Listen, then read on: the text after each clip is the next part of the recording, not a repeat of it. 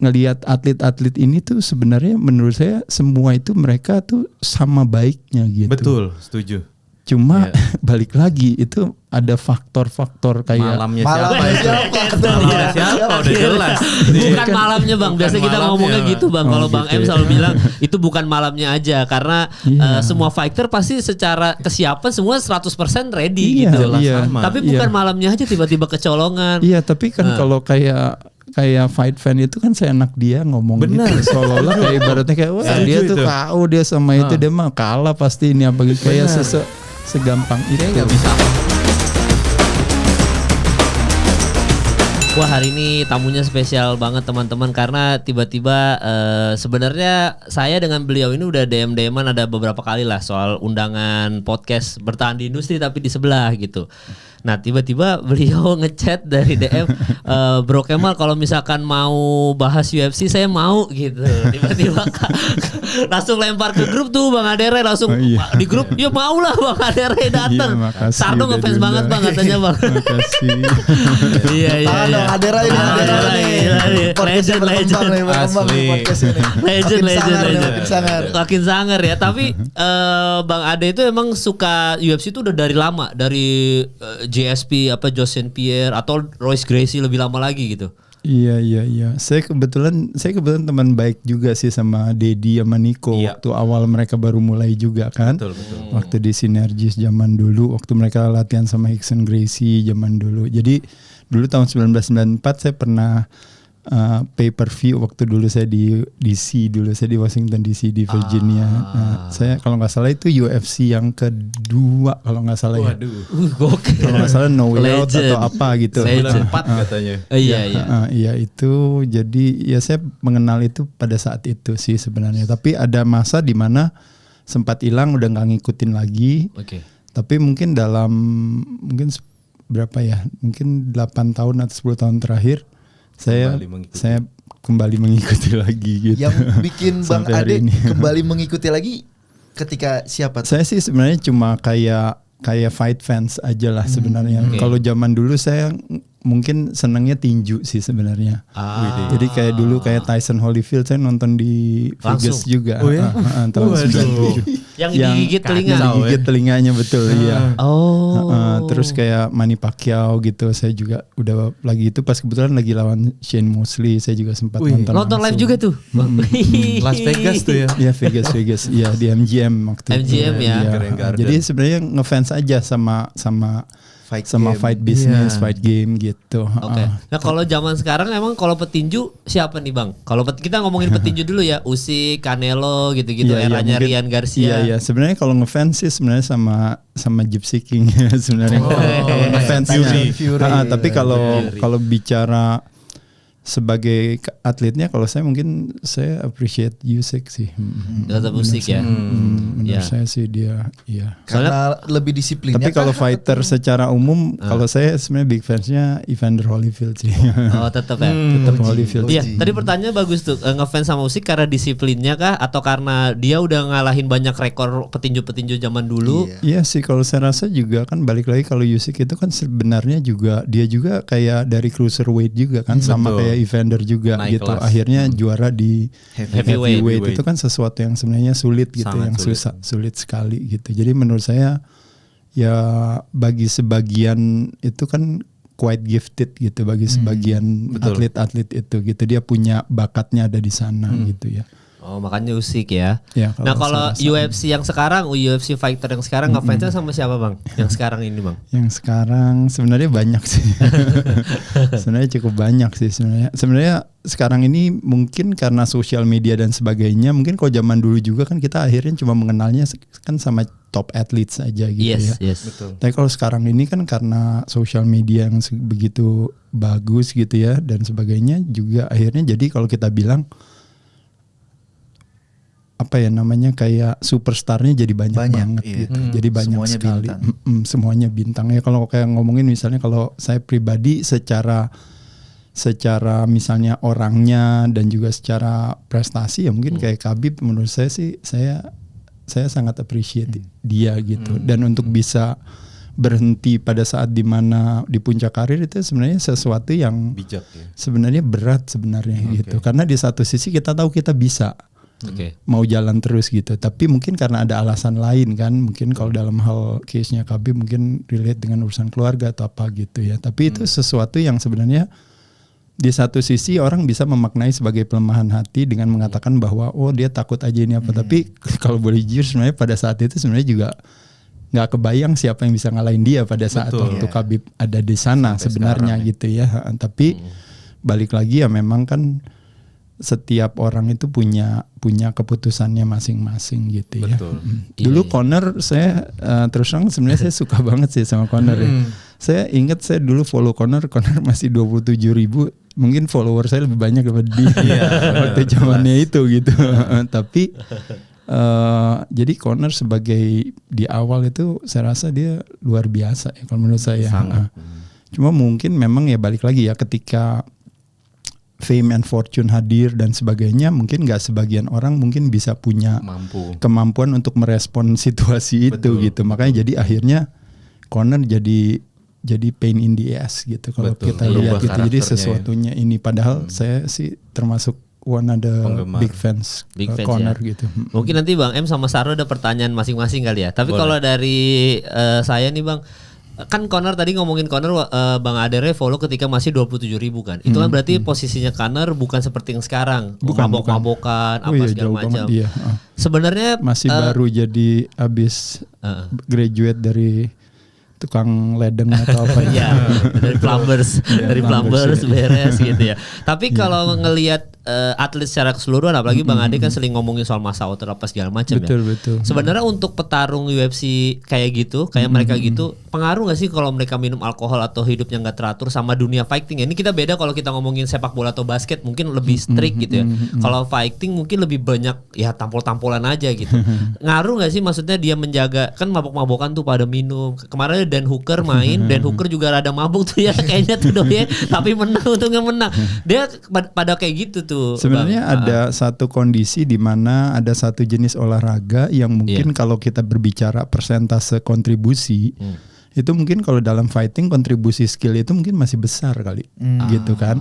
Sehingga jadi akhirnya kayak kontribusi terhadap misalnya strength and power, kontribusi terhadap speed, kontribusi terhadap yang lainnya mungkin bisa ada faktor-faktornya yang mungkin nggak sebesar daripada si skill tersebut gitu. Jadi mungkin saya rasa hal itu, dan juga sebenarnya kalau UFC zaman dulu nggak ada drug test, makanya kenapa? Jadi kita nggak tahu istilahnya siapa sih yang jago apa yang enggak gitu, karena ada peran obat di sana gitu ya, peran obat. Mungkin kalau umbrellanya namanya performance enhancing drugs lah ya. Jadi dia bisa pakainya apa nggak tahu gitu ya, jenisnya macam-macam gitu. Kalau di dunia binaraga lebih parah lagi ya, karena 90% bodybuilder mungkin are on gear gitu ya. Mungkin makanya kenapa kalau saya melihat bodybuilding lebih kepada nuansanya bodybuilder give bodybuilding a bad name kalau menurut saya gitu ya. Tapi terlepas daripada itu, warisan warisan daripada sebuah kompetisi kan harusnya kan sportivitas gitu. Dan waktu UFC sama USADA menurut saya itu oke gitu. Oh gitu. Iya, karena kelihatan sekali di mana Denanya juga kesel terus gitu sama ini, karena kepentingan bisnis sama kalau USADA kan sibuknya hanya cuma pokoknya dia cari aja siapa yang sampai macam-macam gitu. Dia nggak peduli mau John Jones lagi ngapain malam-malam datengin aja, mau Conor lagi ngapain dia nggak peduli kan gitu ya. Artinya di situ ada yang namanya kayak pihak dari luar yang UFC juga nggak bisa take care kontrol. Nah, which is sebenarnya itu kan bagus banget ya. Kalau di dalam politik itu namanya trias politika gitu, yudikatif, eksekutif sama legislatifnya punya power masing-masing gitu, bukannya bareng semuanya kan gitu. Nah, tapi kan sekarang beda lagi gitu lagi ya. Tapi poinnya adalah maksud saya dengan adanya USADA pada saat itu, kalau menurut saya justru malah appreciate UFC, apalagi beberapa fighter UFC yang sebenarnya yang lagi kalau boleh dibilang yang top-topnya itu mereka semua kalau boleh dibilang mereka yang anti drug semua. Kayak Connors itu anti banget gitu sama drugs. Itu ibaratnya nggak senang banget sama urusan steroid dan sebagainya. sebagian juga banyak yang lainnya, atlet-atlet yang lainnya tuh sangat anti banget sama kayak gitu. Dan juga kelihatan di mana di UFC hampir sebagian besar itu adalah memang drug free athletes gitu. Jadi which is menurut saya bagus banget gitu. Tapi pada saat dulu ya beda ya zamannya. Betul. Waktu mungkin Ken Shamrock atau apa itu mungkin lain lagi gitu. Dulu malah disupport sih Om. Oh iya itu ya, tapi mereka itu malah support Bang ya. Justru malah didorong untuk memakai itu. Kenapa gitu Bang? Nggak tahu sih, karena ya mungkin perbedaan point of view ya. Biasanya itu kan kalau zaman dulu kan tujuan utamanya adalah mencari siapa manusia terkuat di dunia kan. Betul. Nah, untuk bisa menjadi yang terkuat di dunia itu kan berlaku otomatis bagi bodybuilding juga sih sama. Iya, kayak gitu. betul. Jadi memang sengaja nggak ada aja drug testnya, nggak ada aja gitu. Supaya bisa benar-benar mencari yang paling mentoknya siapa nih gitu. Oke. Jadi awal-awal masih tanda kutip freak show kali ya. Betul. Siapa yang paling masih sirkus. Tapi berarti kalau menurut kalian bertiga dengan sekarang makin strict di dunia MMA terutama ya di dunia fighting hall lah, maksudnya untuk semuanya, enak nggak dengan hal kayak gini? Maksudnya kan ada drug test, ada sebenarnya bagus itu. Itu gunanya makanya kenapa disebutnya namanya fair play itu di situ. Oke. Karena dengan semuanya kalau kita ada yang mengawasi, sebenarnya yang paling gampang gini aja deh, amateur sports aja ya kan. Amateur sports kan berarti kan di ultimate-nya kan olimpiade misalnya. Kalau kita bicara multi event gitu ya. Nah itu kan drug testingnya kan keras banget gitu. Sangat. Bahkan secanggih-canggihnya Lance Armstrong tetap aja harus kena juga kan gitu. Karena artinya kan di situ kan memang seharusnya seperti itu. Kita harus memberikan apresiasi kepada orang yang kerjanya paling keras. Gitu, bukannya kebalikan, ibaratnya gue pakai barangnya paling keras akhirnya gue jadi menang gitu. Nah kan sebenarnya kan warisan daripada pola hidup sehat atau olahraga atau apapun kan sebenarnya kan harusnya kemandirian. Nah, bukannya ketergantungan gitu. Nah jadi bayangin ketika kita tergantung sama gear, lalu kita performnya optimal, lalu kita bilang kita hebat gitu. Kan sebenarnya kalau logikanya ya kita bela diri aja kan tangan kosong dan itu betul. Makanya it's supposed to be is a bare hand fighting game harusnya gitu. Tapi kenapa tiba-tiba jadi orang bisa pakai kan wah, agak sesuatu. Statement itu bisa menghancurkan John Jones. Iya Pak. Pandangan Bang Adel sama John Jones gimana? Tapi kalau saya melihat John Jones nggak seperti itu gitu. Karena secara fisik menurut saya John Jones nggak pakai kalau menurut saya. Tapi kalaupun dia misalnya pakai 1-2 gitu atau apa yang mungkin yang makanya kenapa pikogramnya gitu kalau John Jones itu pikogram berarti kecil banget kan sebenarnya. Tapi kalau John Jones apa kelebihannya itu yang tadi saya bilang, skillnya dia yang luar biasa. Di atas rata-rata. Beda kalau seandainya kita mungkin dulu kita ngelihat misalnya kayak Mark Coleman gitu atau kita ngelihat mungkin ada beberapa yang kelihatannya yang kayak siapa Vitor Belfort pada saat dimana sebelum before USADA sama after USADA itu kan kelihatan sekali kontrasnya. Tapi John Jones nggak ada kelihatan sama sekali gitu. Dan kalau dilihat dari bentuk badannya sendiri, saya nggak ngelihat dia ada sesuatu yang aneh sih yang itu. Tapi kalau seandainya dia bisa fail drug test karena mungkin performance enhancing drugs dalam arti tertentu ya bisa. Jadi itu tetap masih sebagai ada nuansa cheatersnya di sana mungkin ada gitu. Jadi saya sebagai fight fan saya bilang bahwa John Jones kalau menurut saya nggak terlalu pikirin ke sana di sana. Tapi secara overall saya tetap kalau bagi saya Khabib sebagai GOAT menurut saya overall gitu. Tapi kalau ngomongin John Jones sebagai the most talented person in the world when it comes to fighting, menurut saya John Jones kalau saya gitu. Baru oke juga gitu ya. Jadi kalau gue tetap Khabib ya kan. Tapi kalau orang yang paling skillful lah gitu John Jones. Karena sampai sekarang belum ada yang kayak John Jones ya, maksudnya prestasi John Jones aja belum terlewati sampai sekarang ya. Kan kata Dana White, taruh siapapun manusia di dunia dalam satu ruangan bersama John Jones, pasti John Jones yang keluar. Iya, tapi kecuali taruh Aspinal. Karena yang keluar Aspinal. Mungkin akhirnya bisa terjadi. Tapi kalau fighter sekarang yang memungkinkan untuk ngejar prestasi John Jones siapa Bang? Kalau menurut lu Bang? Kalau yang sekarang ya, berarti kan sekarang kayak Islam Makhachev, terus habis itu ya kita Alex Pereira kita anggap nggak ya masih? Topuria gitu-gitu. Kalau ada potensi chance menuju prestasinya John Jones siapa Bang menurut lu? Sebenarnya kalau kayak kita lagi baru kan ya, karena kita kita sekarang ini kan ya sebenarnya agak sulit ya kalau kita ngomongin karena kan Jon Jones kan udah lama sekali gitu. Panjang ya kan. Panjang generasi berbagai generasi dia udah lalui gitu. Betul. Jadi kita juga bisa melihatnya kan sebenarnya di belakang, sebenarnya nanti gitu. Jadi kayak semacam warisan daripada apa perjalanannya nanti kita baru bisa lihat misalnya Messi ngapain aja. Misalnya Ronaldo ngapain aja gitu. Nah, sebenarnya Jon Jones ngapain aja gitu. Karena bisa di awalnya kan sangat indah sekali, BJ Penn misalnya indah sekali awalnya, tapi belakangnya ternyata akhirnya mungkin jadi seolah-olah kalau orang nggak kenal BJ Penn pasti nggak punya apresiasinya. Betul. Iya, benar. Tony Ferguson juga sama kan gitu. Bener. Jadi seolah-olah yang kalau ngelihatnya cuma di belakang ya akhirnya jadi kedengarannya yang cuma yang jeleknya aja doang. Gitu. Padahal waktu zamannya dia lagi di atas dilupakan. Iya, dilupakan dan ada istilah yang mengatakan bahwa kalau di dalam fight business itu your last fight itu yang mendefine seolah betul ya seolah yang mendefine seorang fighter padahal nggak bisa gitu kalau menurut saya. Setuju banget. Ya harusnya setelahnya ya after retire ya. Iya. Bang dilihat. Nanti kita baru bisa lihat gitu ya. Dilihat resumenya secara keseluruhan ya. Secara keseluruhan. Itu makanya ini Bang gue Bang Adere sama Sardo kan kalau di basket tuh saya ngefans banget sama ini Bang Kobe Bryant almarhum. Betul. Nah Kobe Bryant itu salah satu orang yang ketika dia retire itu bagus banget dia jadi komentator di ESPN Plus, jadi analis gitu-gitu. Dia bikin buku, dia bikin Mamba Academy gitu ya. Betul. Jadi dari atlet-atlet lain udah even Michael Jordan aja kan kita tahu masa pensiunnya dihabiskan untuk party dan mabok-mabokan kan, nonton NASCAR atau pokoknya jualan sepatu apa udah gitu-gitu dan kita itu udah rahasia umum lah kalau Michael Jordan tuh hidupnya emang separty itu champagne di mana cognac gitu-gitu kan. Beda sama Kobe Bryant masih tetap disiplin. Makanya satu hal yang paling disayangkan dengan kematiannya Kobe Bryant adalah kita nggak bisa ngelihat after retire-nya dia ngapain dengan kejeniusannya dia. Nah ini masih ada Messi, kita masih ada Lionel Messi, ada Ronaldo. Tadi juga soal Jon Jones. Kita nggak tahu kan Jon Jones nih kalau udah retire.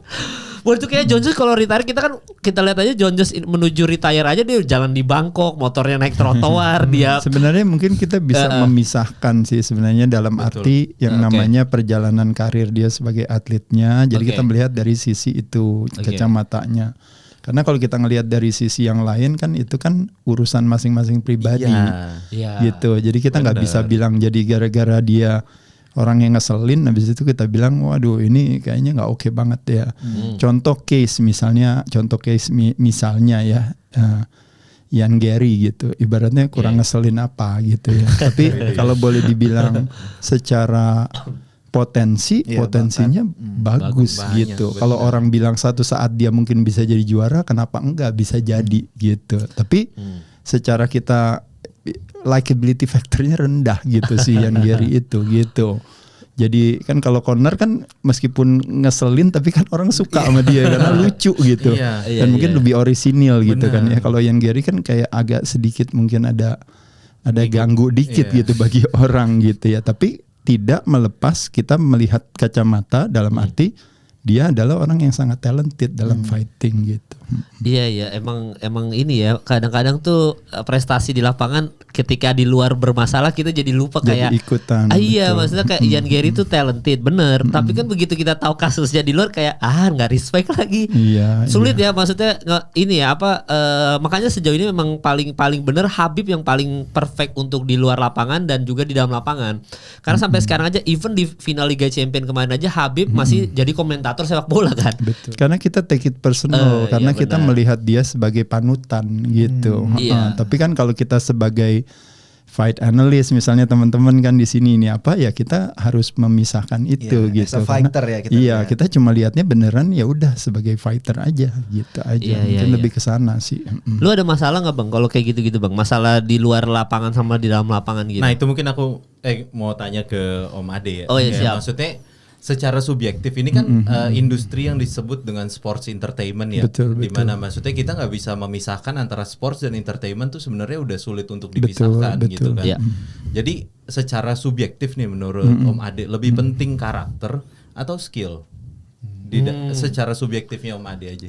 Kan kita tergantung melihatnya dari kacamatanya siapa gitu. Dari kacamata Om Ade. Enggak, maksudnya kita bisa melihat kalau contohnya misalnya kalau dari kacamata industrinya misalnya dalam hal ini si Dana White-nya gitu. Dia pasti akan senang punya fighter yang karena fighter seperti misalnya seperti kalau kayak Shafkat misalnya kan. Mungkin kan susah mau dipromot atau gimana gitu. Padahal sebenarnya secara skillnya kan sangat menarik kan gitu. Tapi kan nggak bisa dipromot atau apa. Nah jadi tentu kalau kita tanya sama Dana White, dia lebih prefer punya Sean O'Malley, Shafkat atau lebih punya siapa gitu misalnya Sean gitu. Terlepas daripada Sean juga kalau boleh jujur sebenarnya dia juga sangat berbakat sih sebenarnya. Berbakat sekali sih sebenarnya sih. Bahkan kalau saya untuk kali ini saya nggak tahu, saya bilang mungkin bisa kali dapat. Oh di rematch ini pegang Sean O'Malley secara 16 nih. Enggak ya secara makanya kenapa kan ada istilahnya namanya MMA math, betul kan? Betul ya. Fight math gitu. Matematikanya udah pasti nggak bakal menang. Nggak bakal bisa menang. Pasti nggak bisa menang. Udah di atas kertas dia nggak bisa menang. Tapi karena saya juga mungkin membayangkan kayak menariknya industri ini gitu, itu akan menarik kalau seandainya misalnya yang menang si Sean gitu. Itu menarik sekali untuk akhirnya jadi akan rame lagi gitu. Karena kalau Merab udah menang, ya semuanya udah dilewatin. Dia tinggal Cory Sandhagen aja yang belum dia lawan kan. Ngikutin banget paham banget. Obrolan kita hari-hari. Iya ya, tapi nanti kita ada prediksi itu Bang. Gak ada kerjaan nih. Gak apa-apa Bang, udah jadi ikut gabung podcast ini. Sama-sama Bandung Bang, Sardo Bandung juga Bang. Iya di Bandung juga ya? Iya. Oh iya. Berarti nanti kita ada prediksi soal UFC 316. Tapi lu ada pertanyaan gak Dok? Tadi kan Bang M udah bagus tuh pertanyaan tuh, karakter atau itu. Saya punya pertanyaan ini Bang Ade. Kan tadi Bang Ade sempat singgung ngefans sama Tyson Fury. Tyson Fury ini kan talented banget lah sebagai petinju dan untuk bisa sampai di titik itu nggak mungkin dia nggak kerja keras. Pertanyaannya kenapa fisiknya tetap kayak gitu? Apakah genetik? Karena pasti dia kerja keras banget gitu kan. Maksudnya dia nggak sama seperti heavyweight lainnya gitu kayak Deontay Wilder atau Usyk atau sebagainya. Gak six pack ya? Iya. Iya. Badannya gelambir gitu. Dan kenapa dengan badan kayak gitu bisa secepat itu gitu? Kalau menurut saya nomor satu adalah dia punya yang namanya fight IQ yang tinggi gitu. Artinya dia skillnya itu sangat tinggi gitu. Kedua, secara fisik dia juga tinggi gitu kan. Nah jadi artinya secara jangkauan atau apa, nah tampaknya di tinju itu orang yang tinggi itu kayaknya lebih diuntungkan kalau saya lihat. Itu jadi satu advantage buat dia. Nah jadi masalahnya memungkinkan, makanya buat apalagi ditambah kalau dia seandainya, kalau nggak salah kalau di tinju saya nggak tahu ya, kalau di UFC itu kan 260 itu maksimum untuk heavyweight. Kalau di tinju kayaknya enggak deh kayaknya. Kalau nggak salah ya, karena pada saat dia lawan Wilder yang kedua, itu dia naikin berat badannya nggak main-main gitu, sehingga jadi akhirnya pada saat dia clinch itu dia bisa bikin Wilder jadi berat banget gitu untuk hanya cuma nahan beratnya dia gitu. Itu advantage banget. Iya, jadi kalau saya rasa sebenarnya multifaktoral gitu kalau dalam hal Tyson Fury sih kalau saya bilang gitu. Tapi balik lagi, Tyson Fury termasuk salah satu orang yang kalau berbicara skill of boxing menurut saya di atas rata-rata. Iya, one of the best ya kalau menurut saya. Gila. Kacau itu Tyson Fury emang. Saya bingung saya, Pak. Iya, emang luar biasa. Kalau secara fisik sih ya susah gitu.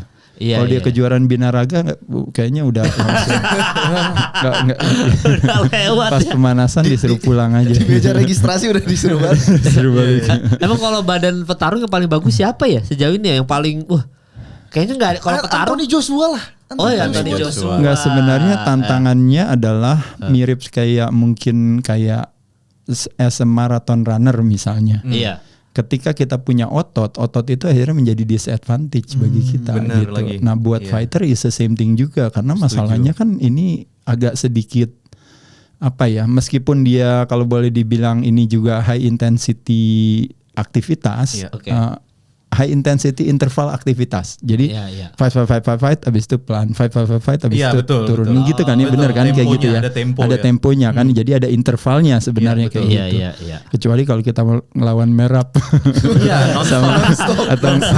atau ngelawan Belal, jadi kayaknya mungkin agak susah gitu. Akhirnya jadi maraton jadi akhirnya. Tapi saya pikir ya mungkin otot akhirnya bukan selalu menjadi keuntungan di sana gitu aja sih sebenarnya. Nah, itu tadi nyinggung soal Belal dikit, menarik juga mumpung ada Bang Adera ini di sini. Betul. Kan ada 2 fighter yang kemungkinan akan jadi blockbuster kan. Yang pertama adalah JDM versus Islam Makhachev, yang kedua adalah Topuria lawan Charles Oliveira. Betul. Nah, kita masuk ke Topuria sama Charles Oliveira dulu sebelum kita bahas JDM sama Islam Makhachev ya. Soal Islam Makhachev juga naik ke kelas apa welter ya? Welter kan. Nah, untuk Topuria sama Charles Oliveira gimana menurut lu Bang pertandingan ini? Bakal sengit atau Topuria menang mudah? Maksud langsung TKO? Nah itu tadi balik lagi kayak kita ini kan selalu kan ngomonginnya yang namanya MMA math tadi gitu. Jadi makanya kenapa orang selalu bilang bahwa Topuria si Ilya selalu yang pasti akan jadi favorites lah gitu. Yang jadi underdognya malah justru si Charles ya. Oliveira, Kalau saya pribadi saya maunya Charles menang kalau menurut saya secara pribadi ya, karena menurut saya he's a really nice guy kalau menurut saya. Iya benar. Dan dia juga punya kemampuan untuk bisa menang, itu satu. Pasti. Kedua, saya pikir secara industri pasti akan jauh lebih menarik karena Ilya menurut saya dia punya segalanya. Istilahnya fight-nya bagus, tampangnya keren, marketable. Jadi mestinya dia harus bisa jadi salah satu yang bisa dijual dan kita akan ngefans. Saya pribadi juga ngefans sama Ilya juga. Kalau menurut saya juga saya appreciate itu. Tapi dia lawan Charles menurut saya sebenarnya nggak semudah yang orang lain pikir gitu. Kalau menurut saya, karena kalau saya boleh jujur ini nggak pernah diomongin sama orang. Kalau Max Holloway fight lawan Ilya Topuria di lightweight, menurut saya ceritanya beda. Karena apanya nih Bang Ade? Karena untuk Max fight di 145 tuh Max tuh nggak performnya nggak sebagus dia di 155. Nggak natural ya. Kalau menurut saya, iya. Jadi dan pada saat waktu Max kalah sama Ilya. Kalau secara angka menurut saya masih menang Max di sampai di ronde keempat itu. Kalau seandainya misalnya itu bisa terus jalan dan sampai ronde kelima bisa jadi Max bisa menang angka gitu di situ. Sebelum dia TKO itu ya. Kalau menurut saya persis mirip kayak si Izzy juga waktu lawan lawan si Nazarudin itu kan. Itu juga sama menurut saya. Dia di ronde 1 bagus banget, di ronde kedua juga masih bagus, cuma ya tiba-tiba kecolongan aja gitu. Jadi mau gimana gitu. Nah jadi kalau menurut saya sebenarnya kayak fight itu orang kalau cuma ngelihat kayak kita nonton bola gitu bilang, oh iya misalnya MU atau Liverpool kalah dia 2-0, wah kemarin kalah. Ya kalau kita nggak nonton ya kalah 2-0. Tapi pada saat selama 45 menit kali 2 dia diserang terus, habis itu serangan balik taunya kan menang 2-0 kan gitu ya. Tapi kan lo kan nggak nonton gitu. Nah jadi maksud saya ngelihat atlet-atlet ini tuh sebenarnya menurut saya semua itu mereka tuh sama baiknya gitu. Betul, setuju. Cuma balik lagi itu ada faktor-faktor kayak malamnya siapa udah jelas. Bukan malamnya Bang, biasa kita ngomongnya gitu Bang. Kalau Bang M selalu bilang itu bukan malamnya aja karena semua fighter pasti secara kesiapan semua 100% ready gitu. Tapi bukan malamnya aja tiba-tiba kecolongan. Iya, tapi kan kalau kayak fight fan itu kan seenak dia ngomong gitu. Seolah-olah kayak ibaratnya kayak wah dia tuh tahu dia sama itu dia mah kalah pasti ini apa gitu. Kayak segampang itu. Kayak nggak bisa apa-apa nih orang. Nggak bisa apa-apa nih orang. Iya ini apa kayak gitu. Apalagi ngeliatin Tony Ferguson hari ini gitu. Akhirnya udah kacau banget gitu seolah-olah. Kayak orang enak banget ngatainnya gitu. Orang nggak tahu Tony itu sempat dianggap rival terberat Habib gitu. Zaman sekarang. Taunya cuma wah dikalah mulu nih. Iya ibaratnya 5 kali nggak terjadi gitu. Makanya kenapa Tony bilang ya udah deh Ultimate Fighter saja gitu kan. Yang kepengennya gitu. Minimal paling nggak saya bisa ngalahin Khabib di dalam hal pelatihan gitu ya misalnya ya mungkin gitu. Ya kalau Khabib berbaik hati ya mungkin dia bilang ya udah deh kita jalanin ya project itu gitu ya. Cuma mungkin ya nggak terjadi kali gitu juga. Jadi masih megang Charles. Inginnya Charles menang. Tapi kalau menurut saya ada beberapa skenario kebaikan kalau Charles menang. Artinya si Ilya juga jadi akan ada punya pengalaman baru. Betul. Gitu. Karena balik lagi orang yang ngomongnya begitu yakin banget gitu ya. Ilya kan punya confidence yang begitu tinggi kan. Sebenarnya kan kalau bro juga kan misalnya bro fighter ya. Kalau bro misalnya bayangin fight gitu. 1 kali menang, 5 kali menang, 10 kali menang, 15 kali, 18 kali. Ilya berapa? 18 apa 19 ya kalau nggak salah ya. Berapa 17 ya? 14-0. Coba dicek ya. Nggak salah 18 Oke. berapa. Ilya Topuria ya. Oke. Ya poinnya adalah artinya kepala kita itu kalau ada istilah orang bilang gini, badan kita adalah akumulasi daripada apa yang kita masukkan ke dalam mulut kita, apa yang kita makan. Nah kepala kita is the same thing juga, adalah akumulasi daripada apa yang kita makan. Nah dalam hal ini adalah data dan informasi. Betul. Nah jadi data dan informasi yang ada di kepala Ilya adalah dia nggak punya data informasi kalau dia itu bisa kalah. Betul. Karena di kepala dia bilang kayak persis waktu corner lagi baru-baru mulai waktu lawan si Jose Aldo lagi sebelum kalah sama si Nedias kan. Di kepalanya dia itu benar-benar kayak mentally itu is like a bulletproof. Jadi ibaratnya kayak mana mungkin nggak bisa gitu, nggak bisa kalah. Betul. Kenapa saya bisa bilang seperti itu? Karena saya lagi muda juga saya rasanya gitu. Jadi saya latihan, saya ngangkat beban. Dulu saya kan arm wrestler kan saya. Jadi waktu saya ngangkat beban tuh saya ngerasa saya bisa terus ngangkat. Jadi saya nggak kebayang, saya bilang mana mungkin ada orang bisa ngalahin saya di meja panco, nggak ada gitu. Jadi saya nggak ada ide di kepala saya kalau orang lain bisa ngalahin saya. Makanya pas lagi panco saya yakin banget nggak ada bisa gitu. Bahkan saking merasa dirinya powerful, saya bilang kalau kereta lewat bisa gak ya kira-kira? Gak maksudnya itu hanya secara mentally itu kayak kita bilang bisa gak ya dia lewat kereta, coba gimana gitu. Tapi itu mental atlet yang harus dimiliki semua atlet. Betul itu. Makanya kenapa saya bilang kalau kita as a fight fan, kita nggak boleh kayak baperan ngelihat mereka yang punya confidence seperti itu, karena itu memang itu isi di kepala dia. Harus digaris bawahi itu dia. Ada Ray langsung nih yang ngomong komen-komen yang komen. Iya, jangan marahin Bang JK. Benar. 16-0 Topuria 16-0 ya. Jadi memang kita nggak tahu nanti pertandingan itu bakal terjadi seperti apa ya. Tapi kalau saya cuma melihatnya kalau tantangannya, kalau saya bilang balik lagi kali ini Topuria kan harus fight di 155 gitu aja. Tantangan baru. Cuma itu aja. Jadi itu sesuatu tantangan baru yang menurut saya perlu dipertanyakan gitu. Artinya maksudnya kan kayak orang bilang misalnya waktu zaman dulu Khamzat nggak pernah lawan siapa-siapa ini apa gitu. Tapi ketika dia ngalahin Robert Whittaker, menurut saya kan berarti kan orang bisa lihat si ibaratnya si Whittaker aja nggak bisa mantan juara nih. Iya nggak bisa itu. Kalau saya malah lebih appreciate Usman, sebenarnya Usman malah dibilang jelek. Padahal menurut saya dia bagus banget. Itu kalau seandainya itu prime-nya five rounds, itu saya pasti pegang Usman pasti ngalahin si Khamzat menurut saya kan kayak gitu. Ya, karena dia habis di sananya, kan dia habis di sana. Jadi jadi di setiap fighter itu pasti selalu ada hati kecil kita bertanya, mau ngetes dulu siapa dulu lawan siapa kan gitu. Kayak misalnya Umar kan bagus banget gitu. Oh, coba kita tes kalau seandainya lawan Merab kira-kira menang kalah gitu. Itu pun aja juga ada cerita selanjutnya lagi ketika kita bilang di ronde pertama tangannya dia patah. Nah berarti kita bilang, nah nanti besok berarti kalau tangannya nggak patah kayak apa? Pasti ceritanya beda lagi kan. Bener, nah itu ada kan narasi-narasi yang dibentuk, ada narasi lain lagi. Jadi excited lagi kita ini. Nah khusus untuk Ilya kalau menurut saya dia harus kalau saya bilang balik lagi. Oh dia ngalahin Max Holloway. Iya dia ngalahin Max, tapi ngalahin Maxnya di 145 masalahnya. Bukan di 155. Itu satu. Kedua, dia ngalahin Alex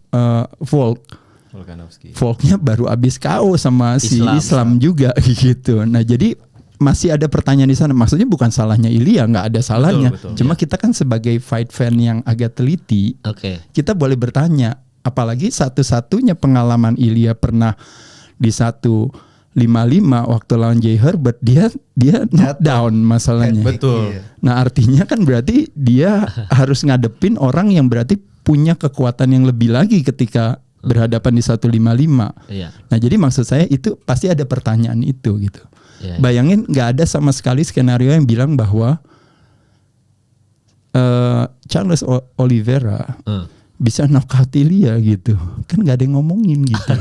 Kans itu ada. Ya tapi nggak ada yang ngomongin gitu, karena orang beranggapan adalah bahwa Volk knockout, Max knockout, nggak pernah knockout padahal Max gitu ceritanya kan. Max knockout. Nah berarti dia bilang kan istilahnya berarti kalau seandainya Charles ya udah abis aja lagi, apalagi dengan cara Charles yang nggak rajin untuk nutup mukanya gitu.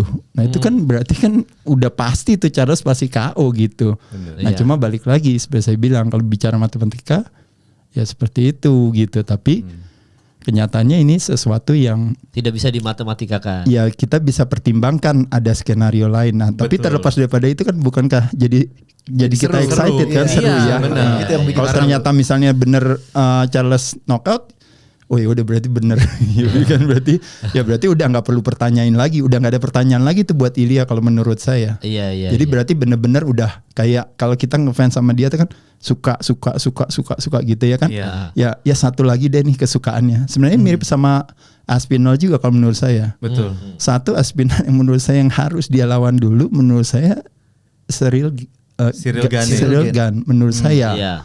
Jadi kalau dia bisa ngalahin Cyril Gane, nah kalau menurut saya baru cerita tentang John Jones ini kabur ini apa gitu menjadi relevan. Tapi ini di mata saya loh. Saya nggak ngomongin di mata fans. Karena kalau di mata fans kan beranggapan adalah bahwa Aspinall itu seolah-olah kayak udah nggak ada orang yang ngalahin, jadi semua orang takut sama dia. Setuju tuh. Kenyataannya enggak gitu. Kenyataannya enggak. Kenyataannya dia tuh untung-untungan juga pada saat dia menang lawan si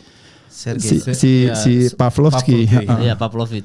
Pavlovich itu menurut saya gitu, karena itu kan lucky blow yang dia juga nggak siap, dan menurut dia juga dia bilang ini termasuk salah satu orang yang pada saat itu Sergei kan lagi lagi naik-naiknya terus kan kayak gitu. Jadi menurut saya sebenarnya ada pertanyaan juga buat saya terhadap Aspinall gitu.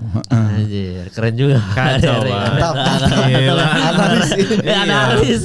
Nonton ini baru punit. Kalau JDM Islam gimana tuh Bang? Kalau JDM sama Islam Mahacep?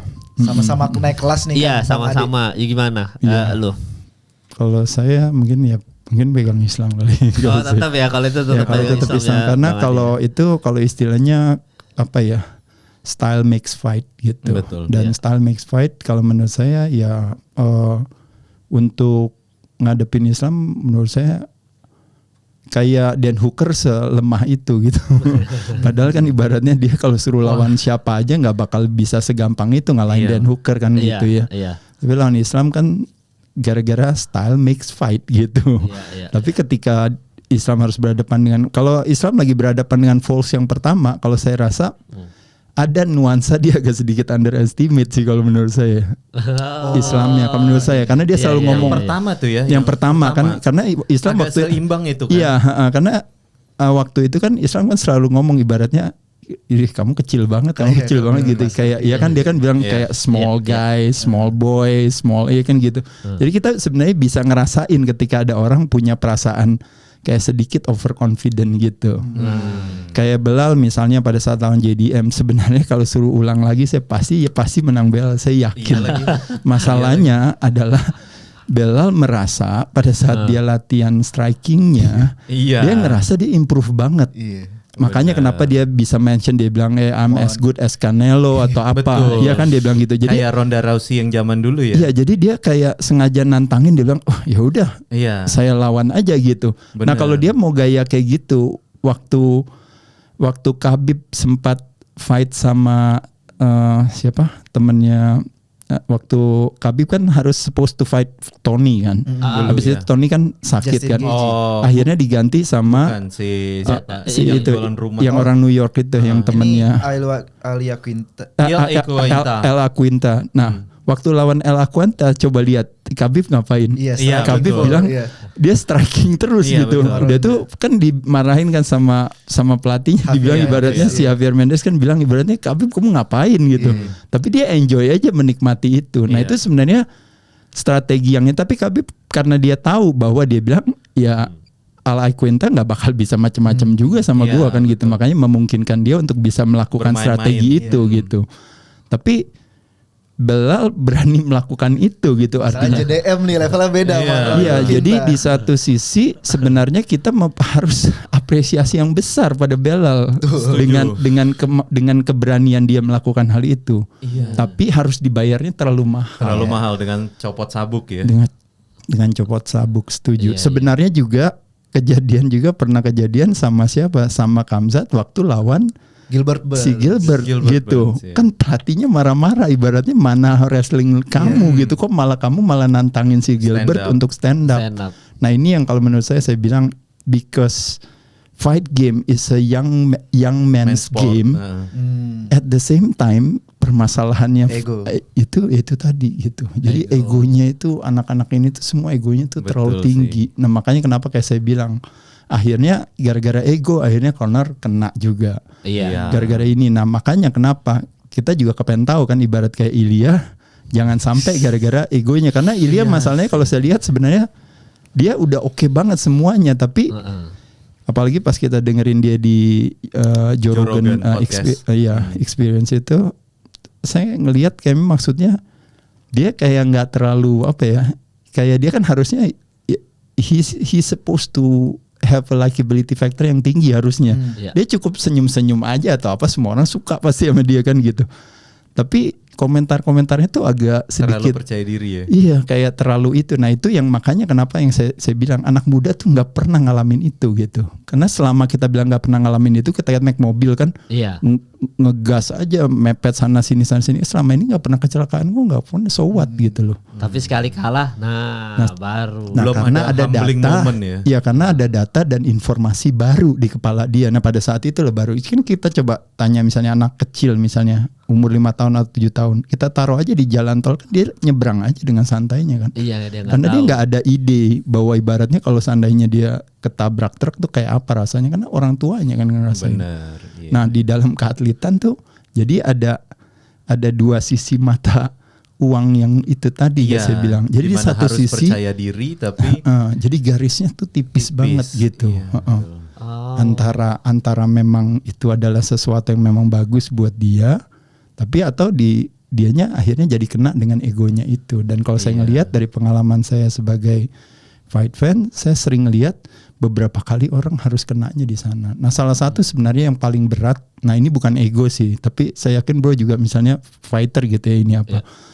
Jadi ketika kita bilang saya mau udahan retired, atau satu lagi deh gitu. Nah itu tuh sebenarnya itu makanya sulitnya tuh jadi atlet tuh seperti itu gitu. Nah kalau bahasa sederhananya saya katakan terpaksa harus terjadi. Muhammad Ali harus dipukulin sama Larry Holmes. He looks istilahnya terrible in that fights. Larry Holmes terpaksa looks ugly, terrible dari Mike Tyson. Ya Mike Tyson juga ya. Dari Jack Paul. Lalu Oscar De La Hoya looks ugly ketika berhadapan sama Pacquiao gitu. Nah hampir cerita-cerita klasik seperti itu hampir semuanya terjadi, termasuk juga dengan BJ Penn dan Tony dan yang lainnya kayaknya gue bisa sekali lagi. Nggak semua orang bisa punya cerita sukses seperti Robbie Lawler pas dia terakhir dia dapat kemenangan gitu, atau mungkin si Nate Diaz akhirnya jadi untung nggak ketemu Khamzat, akhirnya ketemunya Tony, habis itu menang dia keluar dari itu kan. Jadi nggak semua orang punya pengalaman itu gitu, tapi hampir sebagian besar rata-rata pasti harus jatuh dengan egonya yang selalu ibaratnya kayak gue masih bisa nih sekali lagi, apalagi ngelihat anak muda yang lebih junior ini tes aja lah gitu. Nah makanya kenapa saya dalam hal John Jones sama Tom Aspinall, kalau menurut saya kalau seandainya saya jadi John Jones, saya mau ngelihatnya dari sisi yang lebih besar. Untuk bilang adalah bahwa ngapain saya sibuk-sibuk dengan istilahnya keriuhan hari ini gitu, ngebahas soal wah you're ducking, you're this, you're that, you're ini apa gitu. Tapi kalau nanti ini semua udah lewat, kalaupun juga dibilang udah saya retired aja deh udah. Bahkan dia kalau saya jadi dia, saya bahkan bisa saya balikin. Iya sih ya, Aspinall bagus banget loh itu apa. Iya sih mungkin saya juga kayaknya sekarang juga udah banyak prioritas lain ini apa dan ya mungkin ya bisa jadi saya bisa kalah sih sama dia, bisa mungkin ya ini apa, santai aja gitu kayak dia kayak take it easy aja, kayak dia nggak perlu harus ini apa, karena pada kenyataannya masalahnya kalau seandainya Tom Aspinall kalah sama Cyril Gane gitu, atau dia menang sama Cyril Gane abis itu nanti kalah sama orang lainnya, itu udah bubar jalan, orang udah nggak ngomongin Aspinall lagi gitu. Sedangkan Jon Jones diomong ibaratnya is one of the GOAT, one of the best. Legasinya akan terus ada. Jadi ibaratnya sebenarnya nggak ada kebutuhan buat Jon Jones hari ini untuk udah harum. Nggak ada kebutuhan sama sekali sebenarnya. Kalau secara misalnya saya sahabatnya Jon Jones gitu, ibaratnya nggak ada kebutuhan sama sekali, nggak ada poinnya. Oh dia menang nih ceritanya lawan Tom Aspinall. Oh berarti ada nilai apa lagi buat Jon Jones sehingga jadi nilainya jadi lebih baik lagi di mata kita dari sebelumnya? Nggak ada. Tapi kalau dia kalah, nah, itu selesai semuanya gitu. Ya terlepas daripada dapat $30 juta itu cerita kalau soal itunya gitu. Kalau memang itu yang memang dia cari ya. Iya juga. Terlalu berat pertaruhannya ya. Iya, berarti kalau menurut saya prediksi kita nggak akan kejadian tuh ya. Jangan-jangan kejadiannya sama kayak Dominic Reyes waktu itu dibilangnya Jon Jones kabur nih dari ini sengit seharusnya Dominic Reyes ini menang. Tapi begitu kalah? Iya, kalah sama Jan Blachowicz udah selesai. Bubar. Tapi kalau saya prediksi ya boleh ya. Boleh. Nanti kita habisin prediksi soalnya. Kalau prediksi, kalau saya menurut saya jadi malah. Jadi. Pertandingan ini. Jon Jones sama Aspinall. Kalau menurut saya. Kenapa Tom? Karena lihatnya dari sisi bisnisnya gitu. Kayak Dana mau ngelihat ini gitu. Dari sisi bisnisnya menurut saya dengan situasi yang sekarang, lalu juga bisa ada 200.000 orang bisa petisi untuk ini betul. Habis itu belakangan ada gaya baru lagi dari Tom Aspinall bilang, oh ya dia udah retired lah, udah ini apa itu. Ya kan? Itu kan kalau kita mau biasa ada di dunia ini kita bisa ngelihat bahwa sebenarnya konsepnya kita mau dibikin ini kan kayak skenario marketing gitu tau gak? Jadi dibikin sedemikian rupa supaya orang untuk lupa dulu untuk ini, taunya tiba-tiba begitu diumumin, taunya wah jadi gitu. Nah itu tuh sesuatu yang kayak marketing bagus banget gitu. Kalau secara itunya bagus sekali gitu. Dan MSG Madison Square Garden November menurut saya itu di situ. Udah sampai ada waktunya, Pak. Iya, soalnya kan bulan ini aja si 316 aja sama 317 satu bulan yang sama kan? 8 Juni sama 28 kan. Jadi sama-sama ini. Jadi ya memang kemungkinan November ada di Madison. Karena kan nggak mau di Las Vegas kan, jangan di Las Vegas, tapi misalnya di New York kan. Jon Jones kemarin juga terakhir menang kan New York juga. Jadi kayaknya memang kemungkinan Madison Square Garden November, wah kacau itu. Saya tapi kan balik lagi kan ini kan namanya ilmu kemungkinan ya namanya juga kan kalau kayak kita kan cuma menganalisa prediksi prediksi aja. Cuma kalau saya lihat dari kayak ada beberapa dot di sana di sini gitu kalau saya lihat dari gaya-gayanya itu kalau saya lihat gayanya kayak jadi gitu. Kalau menurut saya apalagi berapa kan yang kalau istilahnya kayak behind the scene kan kita nggak tahu apa yang terjadi kan. Tapi Dana selalu bilang bahwa ibaratnya kayak pas ditanyain orang tuh dari mukanya kan Dana kan orangnya kan kayak gayanya gitu kan. Itu kita bisa lihat kelihatannya kayak ada satu kepastian yang kayak dia tuh kayaknya yakin bahwa itu tuh jadi gitu. Kalau saya ngelihatnya cuma skenario hari ini dibikin sedemikian rupa untuk orang untuk seolah-olah sick and tired hadir udahlah gitu ini apa. Apalagi mendadak si Aspinall ngomong kayak gitu. Ketika dia bilang bahwa kayaknya udahlah gue udah nggak perlu lah udah pensiun nih apa. Nah menurut saya agak kelihatan tuh kayaknya skripted ya. Nggak terlalu skripnya gitu. Tapi yang nggak tahu ya kalau ternyata tiba-tiba besok tiba-tiba Aspinall lawan Cyril Gane ya udah deh berarti ya selesai. Ternyata kitanya aja yang overthinking. Terlalu berharap dan overthinking ya. Apa namanya prediksi. Tapi kita nanti soalnya sebelum udahan nanti kan setelah kita ngomongin 316 kita ada salah prediksi tuh kita bertiga soal Poatan sama Ankalaev. Tapi nanti itu di ending ya. Kita sekarang bahas 316 dulu karena minggu ini akan ada 316. Kita ada nobar teman-teman di Start Tap Room ya. Sardo yang nggak bisa berarti nggak bisa hadir ya. Karena lu ke Bangkok, ke Thailand nonton ini One Champion. Oke. Berarti ada gua dan Bang M. G belum balas ya, jadi kita nggak tahu G ini datang atau enggak. Sulit nih. Tapi kita berdua ada Bang M. Iya Bang M ya, ntar ya. Oke, berarti kita sebenarnya kalau early prelims ini kita cuma bahas satu petarung aja udah pasti. Kita kan bahas JK Saragi dan Jo Song Yung. Siapa namanya? Jo Sang Yung. Yu Jung Sang, bukan? Jo Sang Yung. Oh iya benar. Nah berarti kalau dari lu udah riset tadi ya? Udah. Jadi gimana? Jo Sang Yung ini 8-0. Dia didikan langsung The Korean Zombie dan kita bisa ngeliat kalau Korea Selatan nih industri MMA-nya lagi naik banget. Iya. Terus kita nih bisa ngerasain suatu industri itu naik ketika itu udah masuk ke pop culture-nya. Kita kalau kita nonton drakor action gitu.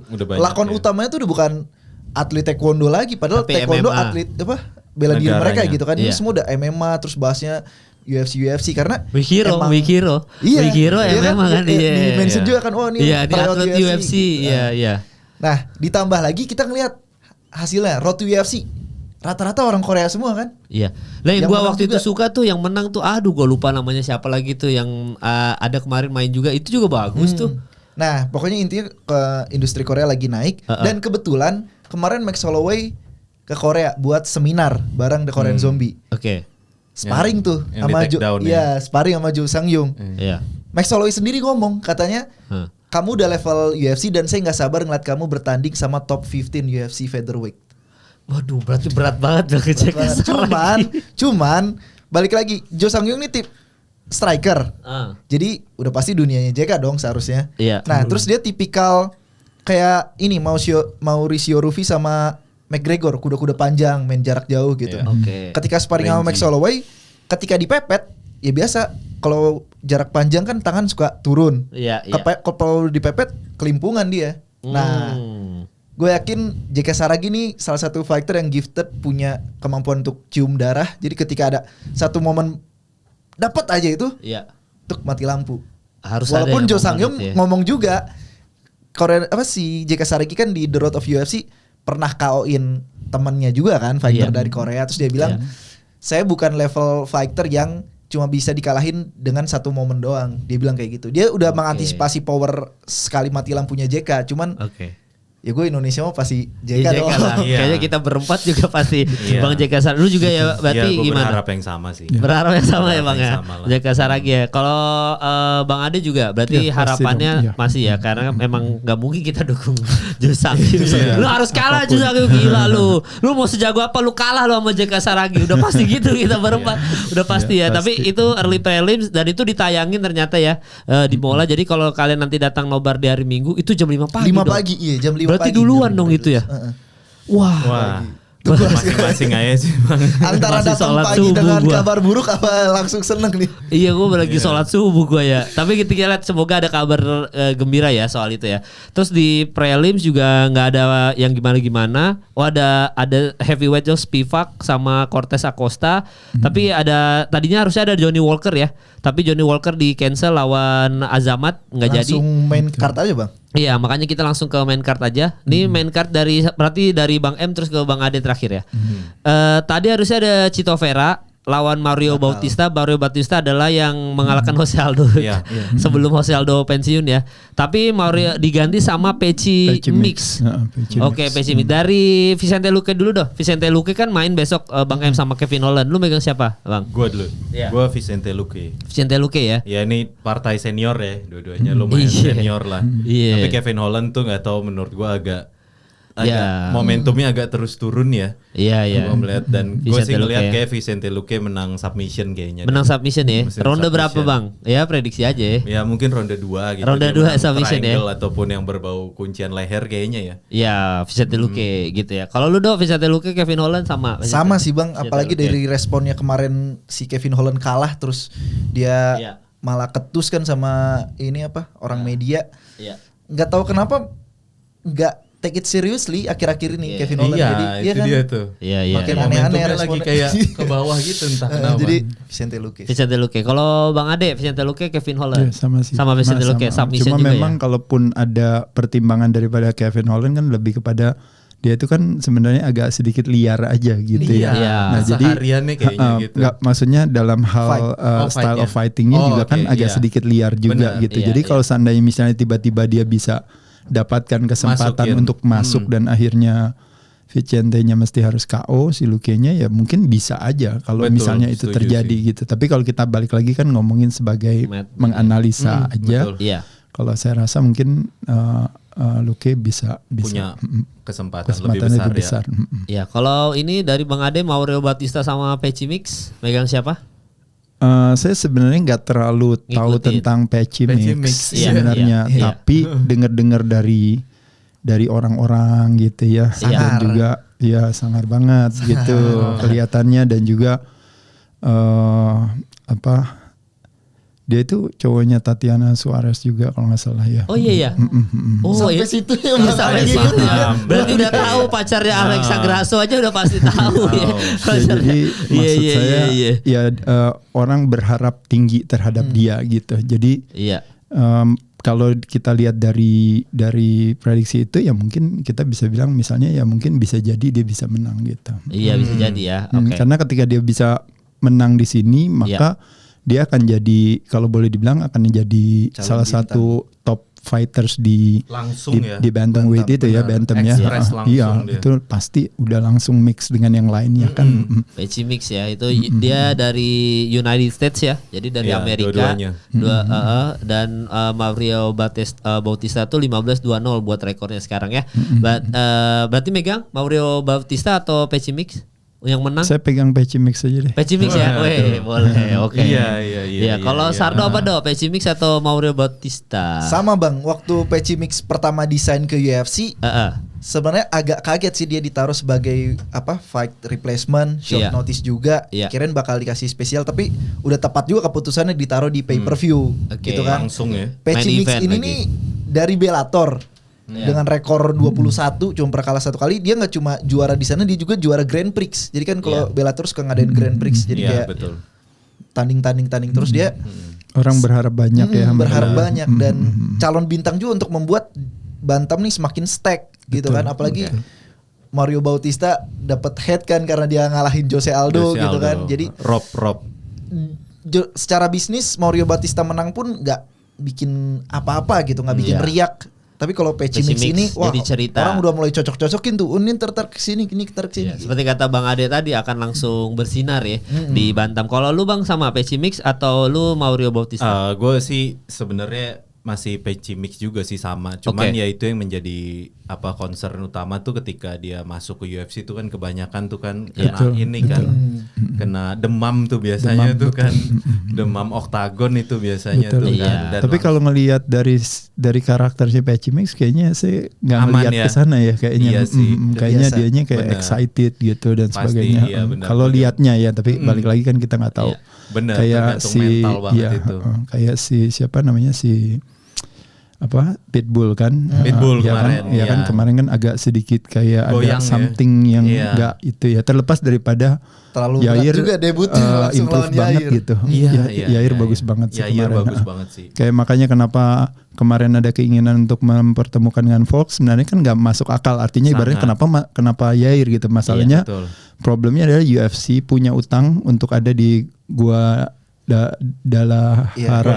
Guadalajara kan.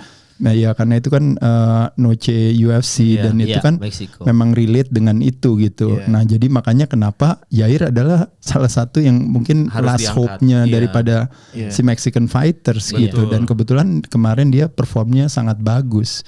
Jadi akhirnya ketika dipindahin ke Texas ya otomatis makanya kenapa si Volk diadu langsung sama Yair gitu karena ada relate sama Noche UFC. Oh iya soalnya benar. Kira terjawab tuh karena orang pasti bertanya-tanya kok nggak Evloev gitu kan dia kok Yair Rodriguez terjawab. Dia menjelaskan sampai dari sudut pandang bisnis dari bisnisnya. Gue gila keren banget. Matchmaking tuh ya. Iya. Luar biasa ya. Jadi gitu Patchy Mix, semuanya Patchy Mix ya. Nah ini Kevin Gastelum sama Joe Pyfer, rata-rata orang Joe Pyfer sih. Odds-nya ke Joe Pyfer ya, karena Joe Pyfer juga lagi winning streak juga, terus dia juga lagi gacor-gacornya. Lu berarti Joe Pyfer Bang? Iya lagi. Iya gue Joe Pyfer. Gimana ya dia juga Lagi keren banget Bang. Gastelum udah itu dia kayak lebih bukan karena Joe Pyfer sih, lebih karena Kevin Gastelumnya ini gak konsisten banget.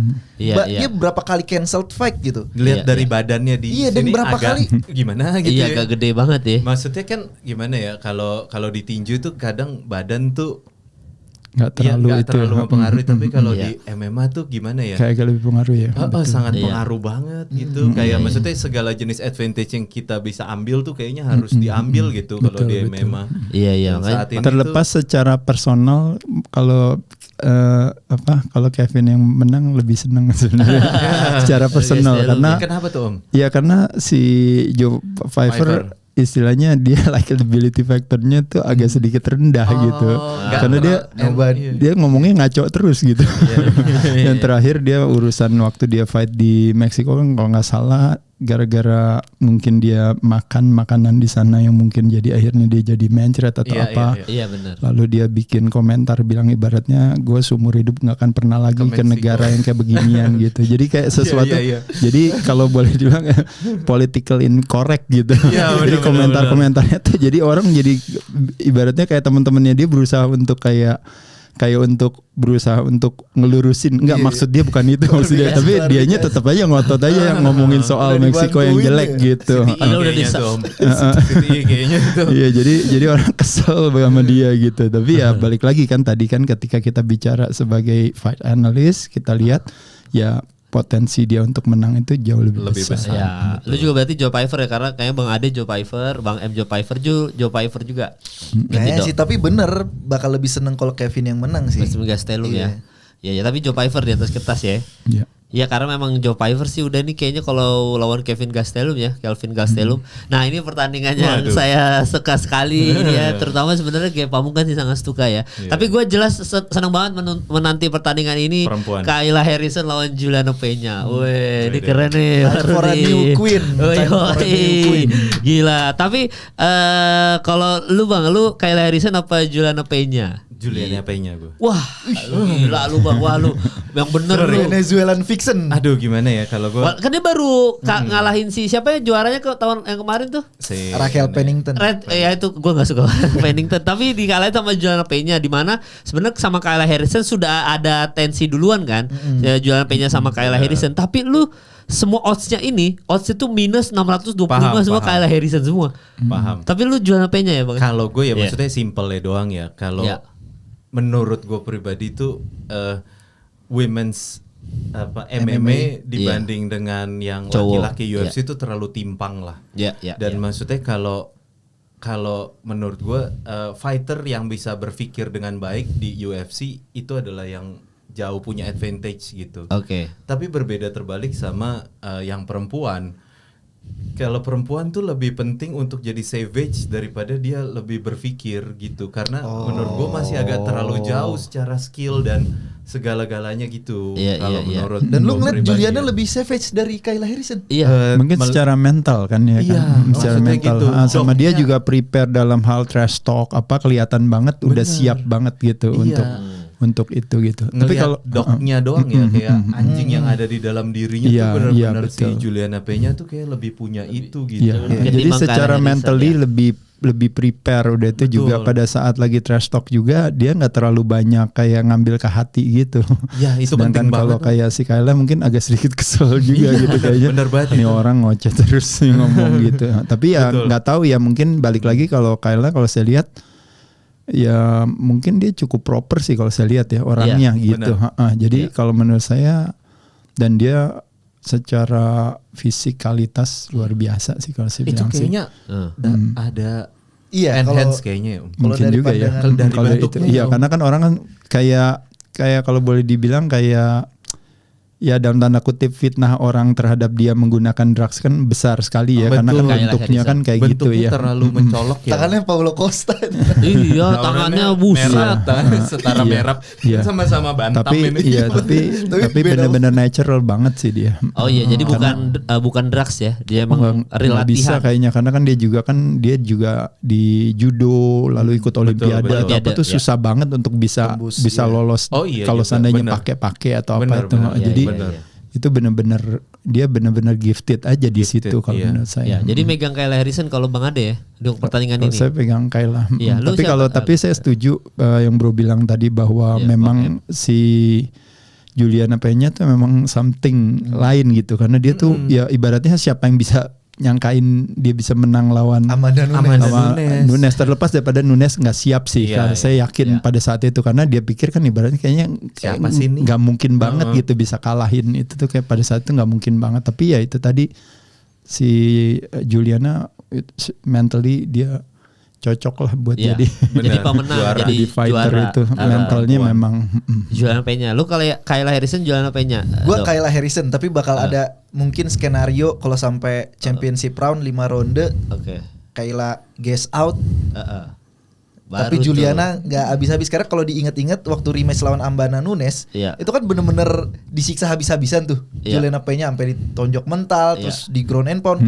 Tapi nggak ada sekalipun dia kayak nyerah gitu. Betul. Udah di ground and pound posisi dominan juga strong, tetap aja ngelawan gitu. Jadi ada kemungkinan malah Kayla Harrison yang guess out gitu. Tapi kalau pilih pengennya sih juara baru ya. Iya, Kayla Harrison ya. Iya. Waktu disorot pas Juliana Peña menang itu aja sama mukanya Kayla Harrison udah yang bete gitu kan kayak wah ini ketemu lagi nama Juliana Peña nih. Nah, ini bakal seru teman-teman. Ini pertandingan yang emang kalau secara card kurang ya, tapi kalau misalkan kita lihat Kayla Harrison Juliana Peña tuh udah pasti seru. Mungkin kalau Joe Pyfer juga mungkin sedikit menghibur kita kali ya. Dan Peci Mix di sini tadi yang udah dijelasin sama Sardo, Bang M dan juga Bang Ade soal Peci Mix ya, itu pasti akan menarik. Dan ini tadi sebenarnya Bang Ade soal main eventnya Merab Dvalishvili sama Sean O'Malley, justru dukung Sean O'Malley ya Bang Ade ya untuk ada potensi menarik gimana seru menang ya. Karena kita kan waktu itu pembahasannya kita bertiga Merab nih. Karena udah kayaknya rematch ini tuh udah terlalu sulit lah ya, sebenarnya memang menang, seperti itu terlalu sulit. Cuma kalau seandainya ada satu angin segar yang bisa bilang adalah bahwa di first match mereka masalahnya Sean punya masalah dengan rib cage-nya dia yang luka kan. Iya betul. Nah sekarang dia tuh enggak gitu. Jadi kalau untuk dia bisa nyolong sehingga sehebat Sterling aja dia bisa dapetin mukanya gitu. Aljamain kan pada saat dia itu padahal siapa yang bisa nyangka dia bisa ngalahin Aljamain tuh kayaknya susah gitu. Aljamain pada saat itu bahkan dianggap sebagai one of the best bantamweight fighter ya, one of the GOAT lah gitu kan. Sebenarnya kalau dia bisa kalahin si Sean lagi dia akan punya rekor yang udah ngalahin si Dominic Cruz kan atau siapa lagi yang lainnya. Nah, jadi saya pikir kalau dia bisa KO-in atau dapetin mukanya si Aljamain untuk dapetin mukanya Merab menurut saya bisa gitu sebenarnya. Dan dia prepare-nya juga luar biasa kali ini ketika dia stop social media semua ini apa gitu. Berhenti ngeganja katanya. Berhenti segala. Jadi menurut saya pasti kan berarti ada nilai sedikit di sana terlepas daripada kita ngelihat istilahnya Merabnya powerful gitu. Ya, tapi Merab pun juga kalau saya boleh jujur sebagai waktu lagi dia fight sama Umar, sebenarnya kan tipis sebenarnya angkanya tuh tipis. Lumayan, tipis. Angkanya sebenarnya tipis, tapi memang secara karakter dalam hal pembawaan itu dia karena dianya istilahnya happy fighter gitu ini apa gitu, jadi otomatis juri juga pas lihat juga kayaknya kayaknya ada biasnya gitu plus ditambah tangan patah udah dari round 1 si Umarnya. Jadi menurut saya sebenarnya itu juga sebenarnya nggak bisa bilang Merabnya jago sekali gitu. Nah makanya kenapa kalau seandainya tiba-tiba bisa dia KO sama Sean kan orang pasti jadi bingung matematikanya ini jadi ngaco nih kok gimana gitu. Tapi kalau ternyata memang akhirnya tetap terjadi lagi yang kedua, ya udah gitu. Nah cuma ada satu egonya Merab. Nah yang menurut saya yang mesti hati-hati Merab di sini. Ketika dia bilang katanya ini sekarang yang kedua, dia bilang saya nggak cuma mau dominan terhadap si Sean, dia bilang. Dia mau KO-in Sean. Ini dia Belal part 2 nih. Ya, nah ini yang maksud saya gitu. Kayak Belal itu kan udah yakin banget. Belal tuh kayak dia lagi mikir, oh gue mau ngapain lagi yang lain. Padahal dia cukup dengan strategi yang sama udah pasti menang lawan JDM. Itu udah pasti gitu menang. Tapi yang ada kan dia kan karena egonya itu gitu. Makanya kenapa saya bilang it's a young man's game. Akhirnya dia harus jatuh ke sana juga. Makanya kenapa saya kalau boleh jujur, sebenarnya itu sebenarnya kutukan kalau kita berbicara sebagai seorang atlet. Jadi kalau dalam yang namanya definisi sebuah kebijaksanaan katanya orang bilang. Jadi dulu ada salah satu ya psikolog gitu ya, itu namanya Carl Jung gitu ya. Carl Jung membuat satu definisi kayak archetype sih sebenarnya, tapi dia bilang adalah bahwa yang namanya sebuah kebijaksanaan kalau dimaknai dengan menggunakan analogi profesi, orang yang paling sangat tidak bijaksana itu paling level paling rendah itu adalah seorang atlet katanya. Kenapa seorang atlet itu kebijaksanaannya rendah? Karena seorang atlet itu baru ngerasa dia feeling better kalau dia crush others. Ngalahin orang. Jadi ketika dia udah bagus kan bagus aja sendiri gitu kan. Dia nggak mau. Dia bilang nggak bisa. Saya harus ngalahin dia gitu. Harus comparing. Kalau saya udah kalahin dia, baru dia merasa feeling better. Nah, sedangkan dalam dunia kemanusiaan kan kita sebenarnya nggak bisa gitu. Artinya we cannot feel better by crushing others. Itu adalah kesalahan. Makanya dulu pernah di Italia zaman dulu ada namanya era Cicero menulis satu buku, satu apa ya namanya kalau istilahnya tuh. Jadi tulisan judulnya adalah Six Mistakes of a Man gitu. Nah itu salah satu daripada 6 kesalahan manusia. Itu adalah kesalahan manusia yang pertama adalah to make me feel better, I need to crush others. Itu yang sering dilakukan oleh manusia dan itu yang paling sering dilakukan sama fighter-fighter UFC. Betul. Gitu. Jadi kayaknya itu yang terjadi dengan kita sebagai seorang atlet itu. Jadi ibaratnya kayak pokoknya gue harus ngalahin dia dulu gitu. Gue pokoknya harus kalahin dia untuk dia, kalau enggak kurang aja gitu. Padahal sebenarnya ada istilah yang mengatakan true victory is not how good we are compared to others, but how good we are compared to we used to be. Itu kan sebenarnya nanti akan kesana sih, kesana. Makanya atlet nanti yang udah semakin senior udah apa pasti dia akan punya kebijaksanaan itu. Betul, iya. Tapi kalau yang di awal ibaratnya kalau bisa gue pokoknya gas. Sebelum gue kalahin dia seolah-olah hidupnya dia kurang gitu. Iya itu. Tapi akhirnya jadi sering jatuhnya gara-gara egonya sendiri gitu. Nah jadi kalau saya temennya Merab, saya pasti akan bilang ibaratnya, bro santai aja, kan banyak pengalaman. Belal udah kena, ini udah kena, udahlah santai aja, lu pakai strategi yang sama aja, never change the winning team. Itu kan kalau bahasa sederhananya. Giliran dia mau ganti strateginya. If it's not broken, don't fix it. Iya. Ini dari komentar Bang Adere mau ganti nggak nih Sean O'Malley? Tetap merah ya, tetap merah kita ya. Kayaknya masih merah. Kalau prediksi masih Pak. Soalnya yang menarik dari Merab ini nggak cuma staminanya yang inhuman ya, tapi ini juga banyak kasus.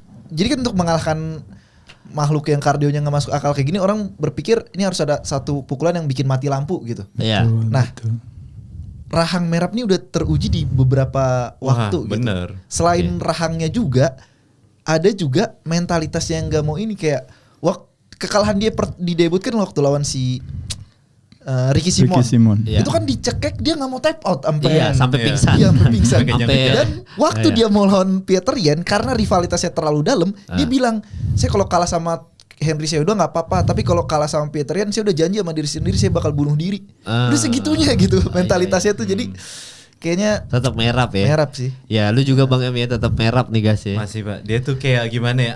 Gue nggak paham kata-katanya apa, tapi dia kayak punya keberuntungan yang berbeda dari yang lain gitu. Kalau gue nggak tahu penggunaan kata yang tepat ya. Iya. Tapi dia tuh kayak happy go lucky person gitu lah. Betul. Ya, ada begitunya yang dia tuh maksudnya pas dia nyium punggungnya si Sean O'Malley di 10 detik terakhir terus dia berdiri terus dipukul dari belakang. Dipukul dari belakang 2 pukulan. Dia malah bercanda katanya. Lah pengen baik-baik aja nih katanya gitu. Malah bercanda. Nah, itu kan kayak karakter yang cukup aneh ya. Apa yang ada di pikirannya kita nggak paham gitu. Jadi kayak simple tuh. Kalau istilahnya happy fighter is a dangerous fighter. Betul. Iya. Merab tuh tergambar banget di Merab nggak apa-apa dalam satu pertarungan dipukul 50 kali. Togo masih bisa kok take down kok ajar asal tetap apa dengan mentalitasnya dia ya, maksudnya kayak gue gas terus aja deh, nggak apa-apa lu pukul aja 50 kali, gue masih kuat kok sampai ending tiba-tiba menang aja gitu. Jadi kita semua masih Merab, Bang Ade, Sean O'Malley, semoga ada momen itu. Nah ini semoga ada, biar seru pasti Bang. Kalau itunya pasti Merab lah ya kan. Kalau ibaratnya disuruh itu tapi ini kan pengennya. Betul. Nah ini berarti sebelum udahan tapi sekali lagi thank you ya Bang Ade udah Om Ade dong. Tahun nanti kita top 5 ya. Tapi kalau Puatan sama Anka Live rematch lu megang siapa Bang Ade? kalau misalnya ibaratnya si Alex bersedia untuk melakukan apa yang dilakukan Sean gitu misalnya ya, dengan off dulu sejenak, nggak terlalu banyak traveling, nggak terlalu banyak distraction, mungkin saya akan pegang Alex gitu. Tapi kalau seandainya misalnya, karena Alex lawan si Ankalaev, kalau menurut saya sebenarnya momentum ketika si Ankalaev bilang ibaratnya gue nggak butuh take you down, saya ngadu aja sama kamu striking. Itu sebenarnya kalau kita punya strategi tim di baliknya si Alex, kita bikin situasi itu aja gitu, kayak manas-manasin dia untuk supaya dia biar ikutan ada di gamenya Alex kan gitu. Cuma problemnya kemarin masalahnya Alex sih nggak siap kan gitu. Iya betul. Ya masalahnya Alex sih nggak siap gitu. Padahal sebenarnya udah ini sebenarnya kan kejadiannya kayak Belal juga gitu. Istilahnya si Ankalaev aja bersedia untuk. Jadi kalau orang bilang, oh dia take down defense-nya Alex kan bagus banget katanya. Sebenarnya kalau boleh jujur, masalahnya si Ankalaevnya juga kayaknya pada saat itu dia kepengen membuktikan juga kepada dunia untuk bilang bahwa gue juga striker loh, jangan main-main gitu. Makanya dia tantangin itu. Nah jadi kalau saya pikir kalau selama Alexnya punya preparation yang baik dan ini saya rasa nggak ada cerita sih kalau dia nggak bisa menang sama Ankalaev sih. Kita nantikan tuh ya. Setuju banget gimana? Kacau. Tapi sampai hari ini masih di Jepang, masih jalan-jalan terus, jadi nggak tahu nih jalan-jalannya sampai kapan. Nggak tahu tuh, makanya dengerin tuh netizen tuh. Lagi menikmati uang banyak kan. Umur sudah tidak muda, biarkan saja beliau bersenang-senang dulu. Berarti top 5 ya. Biar kita tamu-tamu kita top 5 nih, sebelum udah nih ada top 5 GOAT tapi greatest of all time. Ya kira-kira dari nomor 5-nya 4, 3, 2, 1 gitu. Nomor 5-nya dulu. 5-nya subjektif aja Om Ade. Iya enggak apa-apa, enggak harus ini menurut pendapat. Iya. Kira-kira siapa nomor 5-nya siapa Bang? Easy deh, easy. Israel Adesanya, gila. Keren. Gila. Beda. Alasannya kenapa Bang? Alasannya Bang? Enggak, menurut saya suka aja gitu. Israel Adesanya. Ya. Saya sebenarnya agak into stand up fighter sih sebenarnya kalau boleh jujur. Kalau boleh jujur maksudnya gitu. Iya. Ya tapi Khabib kan lain dari yang lain ya. Jadi Izzy nomor 5, Khabib nomor 1. Oh berarti nomor 1 Khabib, nomor 5-nya Israel Adesanya, nomor 4-nya? Nomor 4-nya anggap aja kita appreciate dengan sejarah yang ada, Royce Gracie ya kan. Itu kan pasti semua orang pasti akan appreciate dia kan. Iya benar. Itu di sana. Nomor 3-nya berarti? Nomor 3-nya berarti tinggal 3 sama 2. Ya oke, saya Islam deh. Saya appreciate. Iya, saya appreciate Islam. Gokil. Islam Makhachev. Nomor 2-nya? Oke, nomor 2-nya siapa ya? Nomor 2-nya John Jones. Berarti harus Conor McGregor. Ya betul ya. Mungkin saya GSP deh. Saya GSP aja deh. Oh berarti itu top 5-nya. Top 5 bukan dalam arti GOAT sih kalau saya bilang itu top 5 dalam arti yang favorite, my favorite ya, favorite ya gitu aja cuma bilang itu aja. Bang Adi bilang lebih suka stand up. Iya. Gila juga. Ngomong gitu dong Bang. Lebih suka stand up fight gua daripada grappling. Apa grappling gitu dong. Sering di sini Bang. Iya, kalau kita udah hatam dihujat. Tapi Bang Ade, thank you udah mau datang Bang Ade ya. Terima kasih. Nanti kapan-kapan kalau lagi di Jakarta datang lagi Bang ya. Nanti ngobrol lagi. Iya, seru ya Bang Ade ya. Kacau. Soalnya hawannya dalam banget. Soalnya kart-kart selanjutnya seru semua Bang. Iya betul. Iya udah nggak ada Khamzat Duplessis, ada apa masih banyak kart-kart Pantoja, Kai Kara France, masih banyak kart yang bagus-bagus gitu. Bahkan Fight Night-nya aja Kamaru Usman sama siapa tuh? Yang Fight Night dong Buckley. Ya kan itu baru Fight Night tuh. Gila, jadi seru-seru. Semoga Bang Ade naiknya bisa ikutan ya. Bukan casual nih. Jauh. Orang nonton UFC 2 nyari archive di mana? Pay-per-view langsung. Iya. Ngeri. Lu kalau bisa berangkat gitu juga Bang, Star lu. Wah, iya. Lu ya Bang. Ngeri. Ya soalnya yang beneran analisis Bang M. Kalau di kita Sardo ya oke juga Mas Sardo. Tapi kan kita as a fans ya as a host gitu ya. Pokoknya thank you buat Bang Ade, sukses terus Bang Ade. Sehat-sehat Bang Ade. Dan jangan lupa untuk teman-teman lagi nonton, kita ada nobar UFC 316 ya. Merab Dallas Physician O'Malley di Stark Tap Room. Berarti jam 5 pagi ya. Gak apa-apa deh kalau kalian mau datang jam 5, tapi kalau gue gak tahu datang jam 5 atau enggak. Semoga ada kabar gembira. Iya, dari JK Saragi ya, kita dukung Bang JK Saragi minggu ini. Semoga menang beliau, dan thank you udah nonton episode kali ini. Thank you Bang Ade Rai, sampai bertemu di episode minggu depan.